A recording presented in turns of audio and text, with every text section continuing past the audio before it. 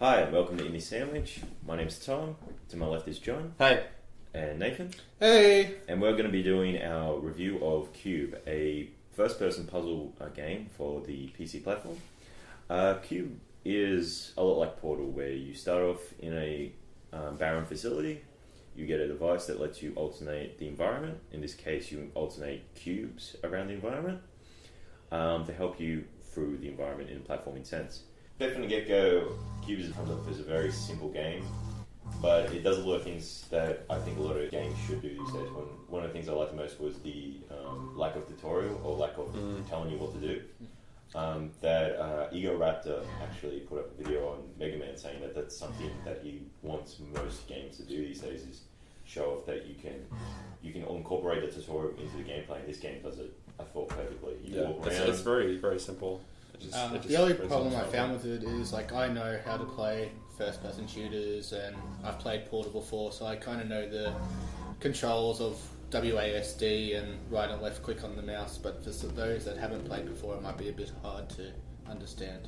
However, I did like the non-telling of the tutorials. Yeah, well, the game is on Steam, so I mean, most people who have Steam know what WASD is, so I don't think that'll be much of an issue. Yeah, and I'd be very surprised if Q.U.B.E was the first game someone would ever play. Yeah, first person. It's pretty complex if it's a first play. One of the things I have to congratulate Q.U.B.E on is that you go through a sector, it'll introduce a new mechanic, and you'll get used to it, and when it's just starting to get a little bit boring, the next sector will come up, and that will introduce a new mechanic. Yeah. Like, there's one sector where everything's in the dark, and you can only light up. Worst sector. Which I loved, by the way. No, I liked it as well. I hated it. I thought it was beautiful. Yeah. It's in total darkness, and these little white lights come on and directing you to your path, and you have to remember where the coloured blocks are, because you can only turn on one at a time. And I loved it. It got really hard towards the end, but then, you know, as Tom said, the next sector, new mechanics, it's great progression. Loved it. Well, which one of the sectors did you like, though? I probably like one of the initial ones, which is just basic extruding and trying to work your way to the end of the puzzle. I'm not a fan of darkness in a game. I found it quite hard.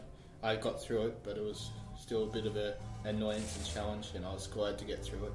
Which the puzzles do get incredibly hard by the end. Yeah, they do. Sector 6. Oh, man. Sector 6 is pretty hard. Sector 7, the last two puzzles, which you actually get an achievement for, called the toughest. No, that's Sector 6. Oh, my bad. Yeah. Alright, those puzzles those were hard. Were killing me at points. And this is, even though it's a short game, I finished it in under 3 hours. If you knew how to go through all the puzzles, you could probably finish it in about an hour, maybe 2. The thing about like the hard puzzles in Sector 6, I tried it so many times, and then I just rage quit, came back, and then figured it out in 2 minutes. You just have to come back with a clear mind, and the puzzles only take like 2-3 minutes to complete. So it is a pretty short game. Which, this is what comes down to with Q.U.B.E is that it's simple, but it's directed well in its design, which I liked. But that's also something I didn't like about the game, was how simple it was. And the fact that it leads you on to thinking there's a story in the game early on, and the more you go through, it keeps bringing in cutscenes or a story that might happen, but ultimately there really is not a story. Even at the ending, which I won't spoil, I'm kind of like going, is that it? It's like, it feels like a Portal world without the Portal story.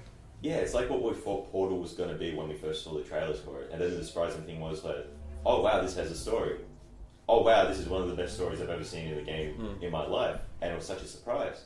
And going into this, I was like, oh, this is going to have the same thing, a really cool story. I don't know what kind of story you would have with coloured cubes, but it still would have been, you could have done, and it felt like you could have done something like that, and would have made a much more exciting game, because apart from the design, there really isn't that much there.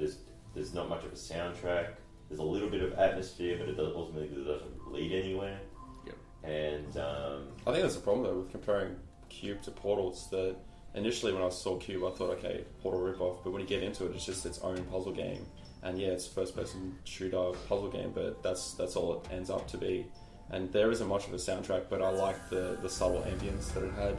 It kind of took me back to Metroid Prime, which is kind of a big statement. I like the subtle ambience that Q.U.B.E had. Yeah, but that did something with its atmosphere. Yeah, true, but I mean, you're talking about the story in Q.U.B.E and how it should have a story and stuff. I just thought it was great how it didn't have much of a story and kind of kept you guessing the whole way through, that these subtle hints, every sector would just come up, that there's something more to this world, and then when you get to the end, you know, you see that there is more to this world. And then if Cube 2 came out, it'd be cool if they explained that. I don't think it's necessary that it was in Cube 1. But that's just, that's what I think. I'm going to have to disagree with you. It felt like a letdown to me. Like, it kept leading on that there was going to be a story, and then it ultimately didn't have one. Yeah. Hey, you can have a fun puzzle game without a story, that's fine. Just don't lead me on to think that there is going to be one and then give me nothing at the end. It kind of just... I'd have to agree with Tom there. So, I found another big-ish problem with the game is there seem to be a few errors and parts where you get a bit stuck. I remember one of the later levels, I've twisted the world around and I just couldn't move or click anything and I had to quit the game. And I couldn't get past one of the levels in Sector 7 at the end. I couldn't reach the jump even though I went on the walkthrough online and copied it exactly. I just couldn't make the jump which they did. So there is a few bugs in the game. Yeah, there's a bug on the last level that you can't beat. There's just collision problems everywhere. The only real problem I found was the last level, but other than that, I mean, there was one other level I had to restart. There was one with a magnet wall where you had to like press the wall to get the box to follow the wall that was magnetizing it, but because everything's so free, the box just kept colliding with things not well, and then I couldn't finish that puzzle, even though it was correct. I just had to restart it and just do it quicker. I only had one glitch myself where the yellow cube was extended twice the size of what it should be, and then I couldn't retract it, so it's like, what do I do now? I had to reset the whole game. But then again, I look at stuff like Fallout 3 and Skyrim, which have quite a few bugs. So overall, I'm not really pissed off with Q.U.B.E.'s bugs. I mean, there was only really one. Yeah, I did have to reset the game, but ultimately, there was only one. Anyway, final verdicts. Puff? I wait for the special. I'd go recommend it if you like your puzzle games. Don't look at it as a Portal game. Don't wait for the story. If you like a good puzzle, I'd recommend it. So put it on your wish list. I've given this game quite a bit of flack, but I would recommend this for people to put on your wish list if you want to get into game design, because this is done on the UDK.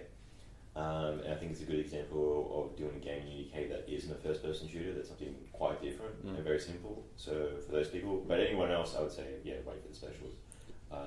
It does get quite a bit of a letdown for me, actually. In the end. I just went into it expecting nothing, and I got more than what I expected. I just thought it was a good short burst of a good puzzle game. That's what I wanted. Yeah, fair enough. All right, thank you for listening to Winnie Sandwich, and we hope to see you next time.